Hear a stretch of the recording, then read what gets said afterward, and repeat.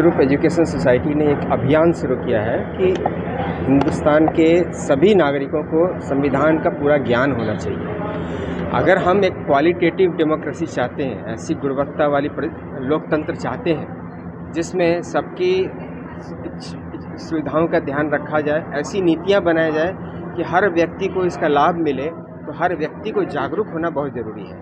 अपने प्रतिनिधि ऐसे चुनने चाहिए जो कि उनकी सही रिप्रेजेंटेशन करें, जिनको संविधान की नॉलेज हो, और ऐसी नीतियां बने जो भारत को समृद्ध बनाने में, हर लोगों की भावनाओं को समझने में, सबकी उत्थान के लिए काम करें।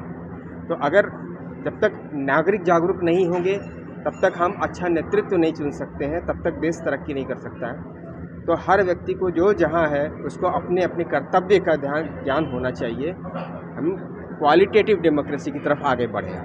का अभियान बहुत लोगों तक पहुंचता है और मीडिया के माध्यम से और लोगों तक इसकी पहुंच बढ़ जाती है। तो जो भी इस तरह के चीज़ों को आगे बढ़ाना चाहते हैं, वो इन्होंने एक अभियान शुरू किया है, लेकिन हम चाहते हैं कि सिर्फ यहीं तक सीमित न रहे, और भी लोग इस तरह के अभियान को जगह जगह फैलाएं और इसको एक मिशन के रूप में लें। तो एक छोटी शुरुआत ज़रूर है, लेकिन ये लोगों को जागरूक करने में सहायक है।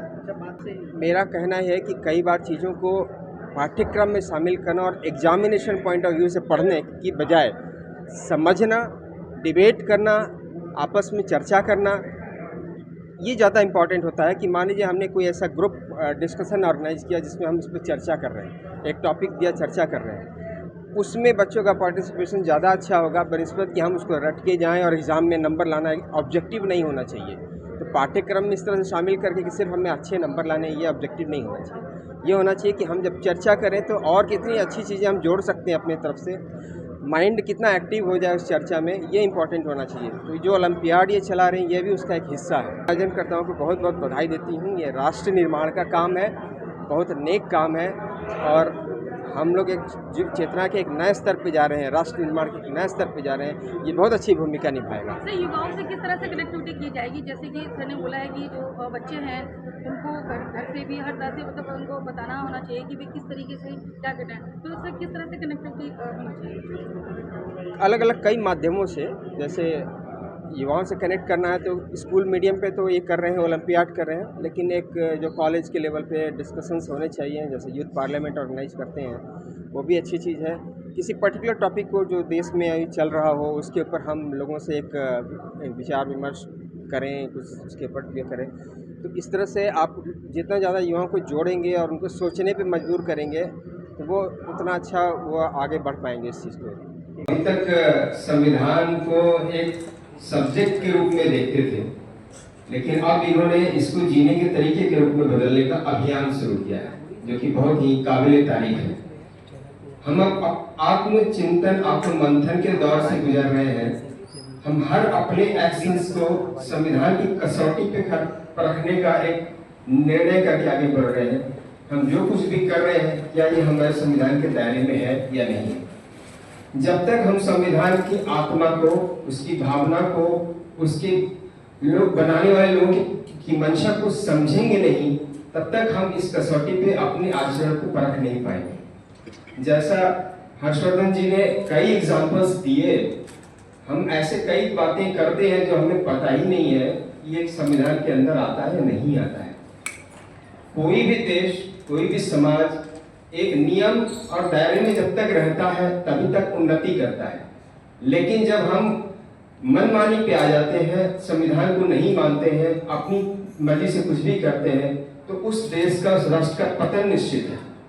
अगर ही उन्नति करना है, हमको अपने देश से, भारत से प्रेम करना है, इसको ऊंचाई के शिखर पर ले जाना है, तो हम समझें कि हमारा संविधान हमको किस तरीके से कार्य करने के लिए प्रेरित करता है।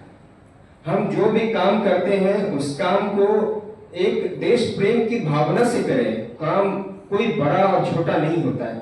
जो काम आपको दिया गया है, किसी के द्वारा भी दिया गया है, अगर आप उस काम को सच्चाई, ईमानदारी से और इस भावना से करते हैं कि हम एक राष्ट्र निर्माण में अपना योगदान दे रहे हैं, तो हम अपना कर्तव्य पूरी तरह से निभाते हैं। कई जगह, जैसे मेरी स्कूलिंग मैं कहूँ एक आर्य समाज मंदिर से हुई, आर्य विद्या मंदिर से हुई। बचपन में हमेशा देखा कि हमारे पढ़ाई का जो पहला घंटा था वो नैतिक शिक्षा या सदाचार से रिलेटेड होता था। तो कभी हम लोगों ने ये नहीं रहा कि जी वो इतने नंबर आ गए, उतने नंबर आ गए, जितने आ गए उतने में खुश थे। लेकिन जो समाज के निर्माण के लिए जो बातें बताई जाती थी, हमारे भारतीय जो दर्शन है, जो शास्त्र है, इतने समृद्ध है, इतनी कथाएं, इतनी चीजें हैं जिसके माध्यम से हम लोगों के बच्चों के बीच में हम ये बताते हैं कि सामाजिक बिहेवियर कैसा होता है, परिवार के अंदर बिहेवियर कैसा होता है, राष्ट्र के साथ बिहेवियर कैसा होता है। आप चाणक्य को पढ़े, चाहे इस तरह से बहुत सारे जो पुराने ग्रंथों को पढ़े, तो उसमें इस तरह से बिहेवियर को एक्सप्लेन किया गया है। तो भारत का संविधान कोई एक दिन में नहीं बना है, ये हमारी पुरानी परंपरागत जो संस्कृति रही है, जो हमारा विचार का एक तरीका रहा है, उसी को आधार बनाते हुए संविधान बना है। हमने कॉपी नहीं किया है, हमने अपने समाज के लोगों के हिसाब से इसको ढाला है। तो हमें उस चिंतन को पुनः एक तरीके से दोबारा देखना है, देखना ही नहीं, समझना ही नहीं, सिर्फ अपने आचरण में उतारना है।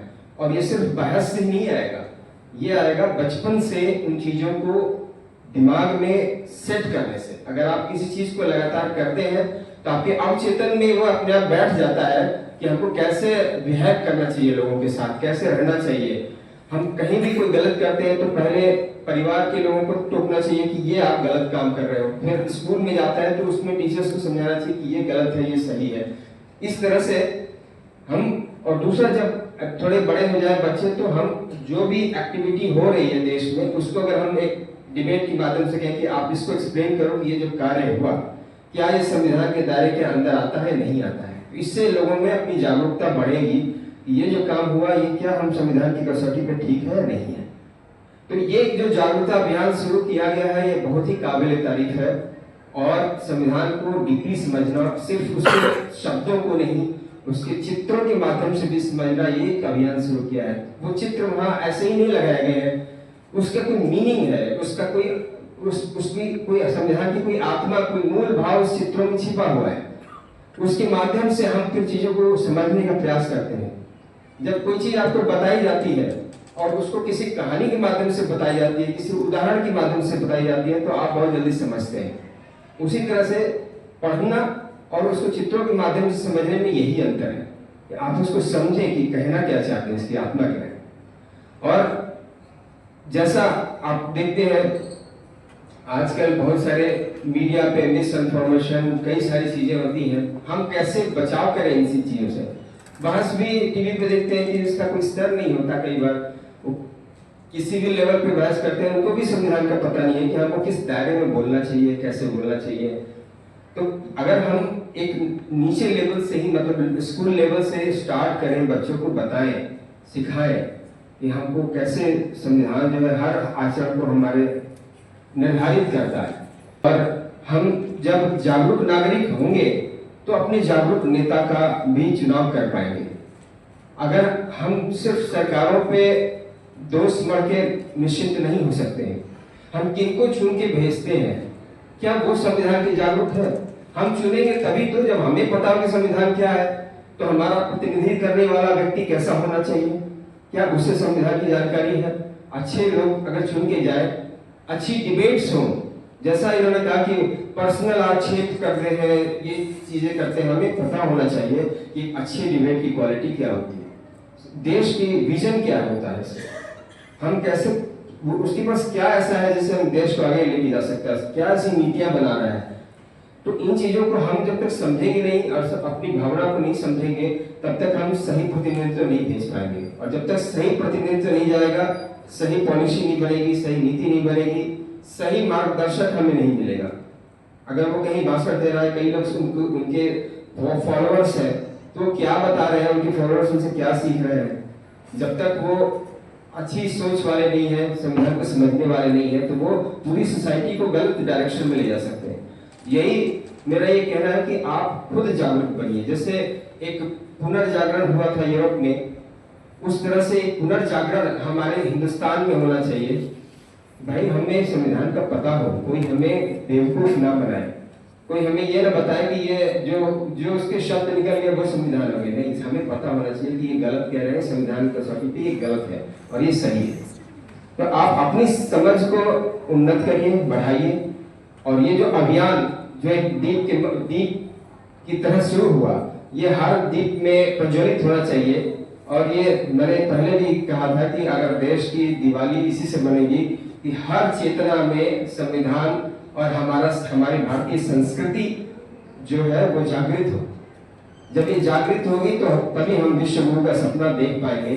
अभी मंजिल दूर है, लेकिन कदम बढ़ाते जाइए और हो सकता है ये इस अभियान के माध्यम से और लोग जुड़ते जाए, इस तरह की जागरूकता फैलाए, लोग अध्ययन करें और समझे संविधान को रेगुलर रूप में, ना एक विषय के रूप में नहीं, इसको अपने आचरण के रूप में समझें।